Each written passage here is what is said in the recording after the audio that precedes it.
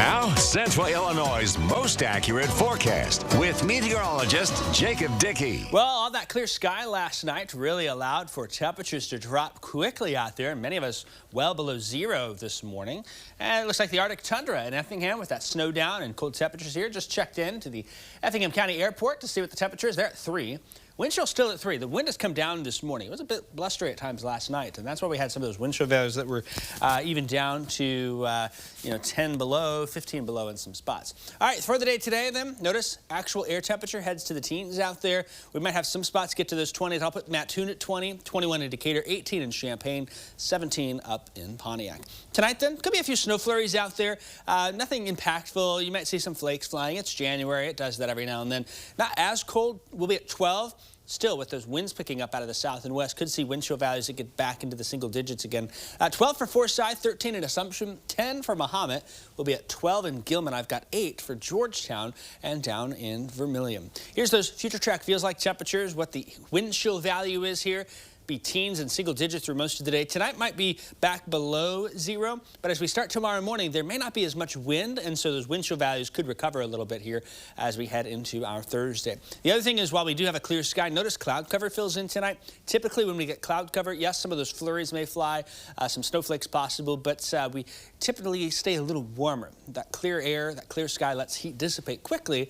When you get a cloud cover, it can be like a warm blanket. It's not that warm, but still helps out with those temperatures a little bit here. And we'll keep cloud cover around Thursday into Thursday night and Friday. I actually am a little suspicious about Friday morning here. Notice our future track visibility showing poor visibility out there. That's fog that could also mix on in. And look at where our temperatures are here. Temperatures in the teens and 20s for Thursday night, Friday morning. Therefore, I have concerns for travel impacts on Friday morning now.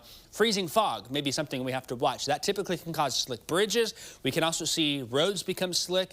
It's not like a major winter storm, but sometimes these events can sneak on in. So if you see fog Friday morning and your car thermometer says it's in the 20s, there will be some slick spots out there. That's something that we'll be watching closely. Then by Friday during the day, while we stay cloudy, notice Friday night, first round of some precipitation comes our way from our next system here. That looks to arrive Friday evening and last through Friday night into Saturday morning. The question has been, can our low pressure system meet up with that cold front coming in from the north and west?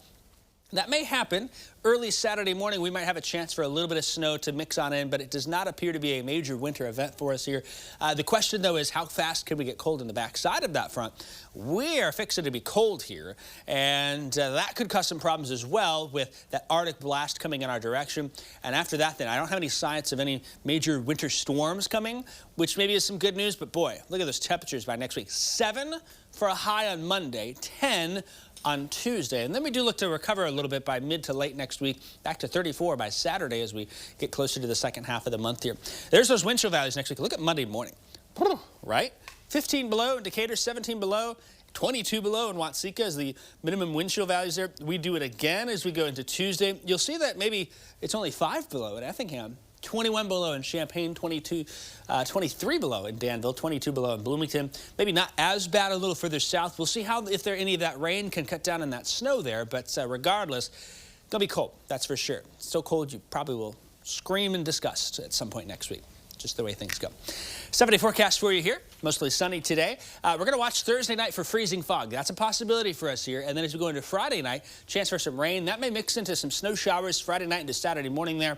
And then you'll see that cold air come on in. We got lows back below 0 as well next week, as it is going to be feeling like, well, it's been feeling like winter, I guess. But boy, this morning in particular was frigid out there, wasn't it? I started my car really early. Still, I guess, what is it, frost over my windshield. Yeah. It didn't go away. Yeah, it was still halfway for mine. It was warming up for about 15 minutes. It was that cold this morning. And it was still, I mean, it got most of it off, but it was still there when I got in the car. I got a little secret for you. So if you get ever those, you go to you can go to the dollar store and get one of those spray bottles.